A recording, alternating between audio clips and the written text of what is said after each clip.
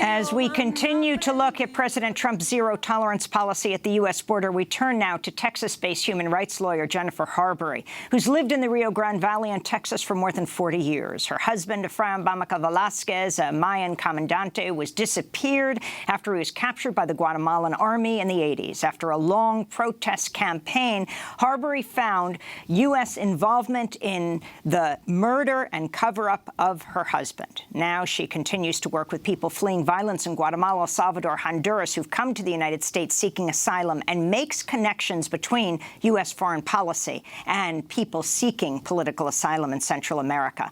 We spoke just a week ago in Brownsville, Texas, when I met with her right there along the border. I started by asking her what happens when people follow the U.S. government's instructions and attempt to apply for political asylum at a legal port of entry. We're part of various treaties on refugees, and we executed those into our own domestic laws. It's in there. And it says the person under 8 U.S.C. 1225 goes up to the port of entry, knocks on the door, and literally says, I'm in danger, I need to apply for asylum. And as I said earlier, they then go to a credible fear interview, and then to a detention center initially, and they'll be put in proceedings before an immigration judge. The norm that has always been in place for either group of people, whether they went by the river or went across the bridge, is that if they've got perfectly good identification, they've never committed a crime, they're not a threat to anyone, they're just on the run from the cartels, and they have legal status relatives, citizen or LPR, who will take them in and sponsor them and pay all their expenses. What does LPR mean? Legal permanent resident. If they have all of that, then they have always been released. Now, since Trump came in, it had started declining even before Trump, but then it just took a belly flop. And it's part of the campaign of punishment, not of cartel people, but of the victims of the cartels. So if you go in and ask for asylum, pass your credible fear test, you're detained. And the conditions are horrific. We had one woman who had had surgery to repair her pelvis, the one that was kidnapped. And they gave her such terribly... What do you mean, the one who was kidnapped? As I'd stated in our other segment, she had gone north with her 8-year-old daughter fleeing the cartels. And as they neared Reynosa on the border, their van was pursued, and it flipped over and crashed. Her daughter was crushed to death, 8 years old. She suffered, the mother, a terrible fracture of her pelvis, her femur, her arm, and a big gash around her throat where she went through the windshield. They could have taken her head off.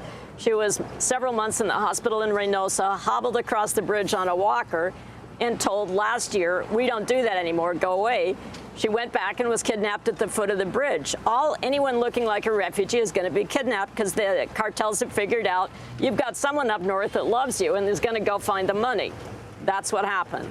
We then were able to bring her across. She applied for what's called parole, similar to bond, and was eligible. She had eligibility for 2 categories, severe medical condition, plus many legal relatives eager to take her, and no criminal background. Denied. She was in there for close to a year, and the surgical site began to reopen given the terrible conditions in her abdomen, in her hip, in her hip. It began to open again, and that requires immediate IV antibiotics, but they gave her such inadequate pills for antibiotics that she became resistant to all of them. Then the infection went into her thigh bone, and she basically was going septic. After a year, they kind of threw her at me as she was in a wheelchair in horrible pain. I was able to get her to her relatives. She's undergone 3 surgeries, and they didn't have to amputate her leg. That's how we're treating the victims of the cartels.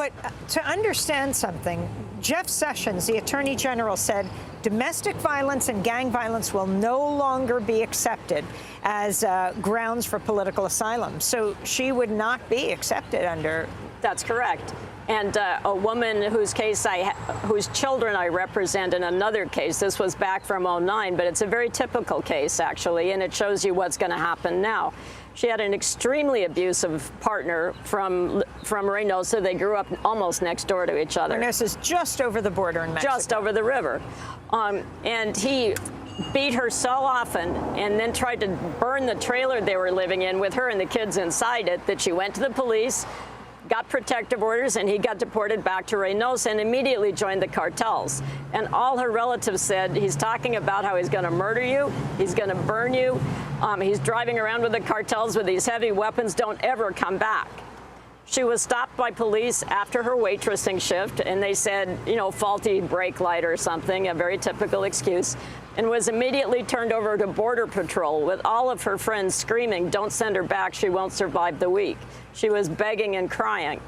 Before the courts were even open and before she could contact any lawyer, just at dawn, she was forced back across the bridge into Reynosa. And 5 days later, they found her incinerated. And her children have to live with that. There was a child that was 10 that is suicidal off and on, and that's our fault. In the case of the woman that you described called Laura, who was forced back, we had Sarah Stillman on, who did a piece for The New Yorker about this. Yes. She told the Border Patrol agent, you are sending me straight to the slaughterhouse. And she said that her deportation, she said to him, my death will be on your hands. She turned to Agent Garza and said, when I am found dead, it will be on your conscience. That's exactly what she said, and that was confirmed by 2 people who were deported with her. They were picked up with her in her car. They all went across the bridge together. And they all said the same thing. She was weeping and crying, desperate. Where was she found?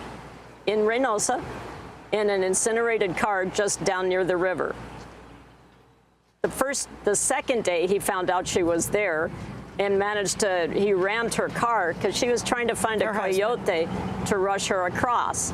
And it's $1,500 to pay the cartels for permission to cross. So her family was rounding up nickels and dimes, dollars, anything they could find. She went down to make arrangements, and he rammed her car, dragged her out of the car in front of her small child, and bit her ear off, basically. And her cousin, who is a very feisty woman, hit him with a log, and they escaped. And a few days after that, she was found unidentifiable. At first, they didn't know if the cadaver was male or female. But the family immediately recognized the mark of the car. She'd been strangled partially and burned. The cause of death was strangulation and burns, and she was tied to the steering wheel. So explain what you're doing, how you're fighting back. On many different fronts, right? For one thing, I want to make sure people make it to the door of the port of entry to ask for asylum. First, they were all turned away last year. Then the American Immigration Council filed a class action, and then they stopped turning people away, you know, at least if they were with somebody else. They started doing that again just about a month ago, almost unilaterally across the United States border, just about every crossing. In Reynosa and Roma, very close to here, something almost worse was happening. The refugee moms with their babies and men who were terrified and dads with their kids came to the bridges, and they were told, we're full. Sit on the bridge and wait your turn. And it's, of course, they're full because people are illegally being denied parole and bond once they're taken into the system. So some of them are in there for 2 years, 2.5 years, year and a half. And so, of course, you know, the places are full. But Border Patrol made all of those families, 30 to 50 people I counted, sit on the bridge, some of them 10 days, in Roma 16 days. It was 100 degrees out back then, and the heat index was 108. Border Patrol agents would not let them sit in the Progresso waiting room, which holds 100 people, is air conditioned and has bathrooms. The people sitting on the bridge were not allowed to use the bathrooms. They had to go to a duty-free store as long as it was open until nightfall, and then I guess they used coffee cans. Church people, civilians from both sides of the river, we started running to those bridges with water, with Pedialyte, with Pampers, with extra clothes, trying to help them. And then suddenly they were gone. After Senator Merkley's experience down here, having the police called on him because he wanted to check on the welfare of the children that were separated. So then what happened is Border Patrol stood at the middle of the bridge, 3 men across, big husky men usually, to make sure they had papers, quote unquote, before they would be allowed onto the U.S. half of the bridge. And if they had entered illegally into Mexico, didn't have transit visas, or their transit visas had been stolen, they would call Mexican immigration and make them come up the bridge, grab the people, and drag them back into Mexico to either jail or deport them. So word went out about that really fast, and everybody ran to the coyotes to get across the river. Well, kids drown all the time in the river. You know, not long ago, a woman with 2 small children and an infant was on one of those rafts going across, and the 3-year-old fell in, and she couldn't save him with the baby in her arms. So she was begging the coyote to stop. He wouldn't. The child drowned. So we've driven them into the arms of these ruthless traffickers. A lot of the coyotes are now, in Reynosa at least, selling people to the cartels. That way they have no cost, pure profit, and they get another tip from the cartels themselves. So we force them into danger, and if they manage to get over here, now we punish them again by taking their kids away. If they go legally across the bridge, they face long-term detention in hideous prison-like conditions. And the truth is, it's intended to force them to give up their claims for asylum, to which they are legally entitled to hearing in front of a judge, and just say, okay, I don't want asylum after all, I'm going home. One kid that we had was 18. His eldest brother was badly murdered, axe murdered by the local cartels. The second brother fled to the United States and was deported back and killed shortly thereafter. The 18-year-old was turned away with his parents at the bridge several times, finally got across, and after a year in prison-like conditions said, I can't take it, I'm just going to go home. I'll just try to survive. And he went home. Another man with a bullet hole in his stomach went home. And that's what this administration wants. We want to drive them home. We'll take your kids, we'll imprison you for years, we'll make you sit on the bridge and die of heat stroke, whatever we got to do, we're going to drive you home. And explain to someone like the former Houston police officer that we flew on a plane with yesterday coming here to Brownsville, who was asking why should these illegal immigrants be allowed into our country? Well, I've said before, reason number one, we're all human beings. We're supposed to take care of each other. Jordan has something like 600,000 refugees in a population of 9 million. Now, that puts us to shame. Quite apart from the moral and ethical issues and our own heritage as Americans, my father arrived at Ellis Island when he was 11. I mean, this is who we are. Quite aside from our national identity, our government helped to create the cartels. Most of the heads of the cartels are former military intelligence leaders who were trained in the United States, armed by the United States, worked carefully with the United States during the genocide era, as documented in the United Nations Truth Commission report. And as I said earlier, President Clinton ended up issuing an apology to the people of Guatemala. But we basically created this cadre of people and worked with them till the end of the genocide, which left 200,000 people murdered, not killed in the crossfire, and 660 Mayan villages wiped off the map. Those people who... You're just talking about in Guatemala alone. Guatemala alone. Those people, after the war ended, were looking around for something profitable. Most of them were already in the drug trade.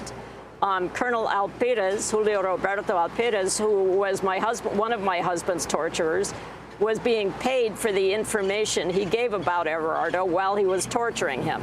He got $44,000 from the CIA at a remote jungle base not long after a specific torture session. After the disclosures happened, he was flown to the United States, despite the fact that he was not eligible for any kind of visa, and lived with his entire family for 10 years not far from the CIA.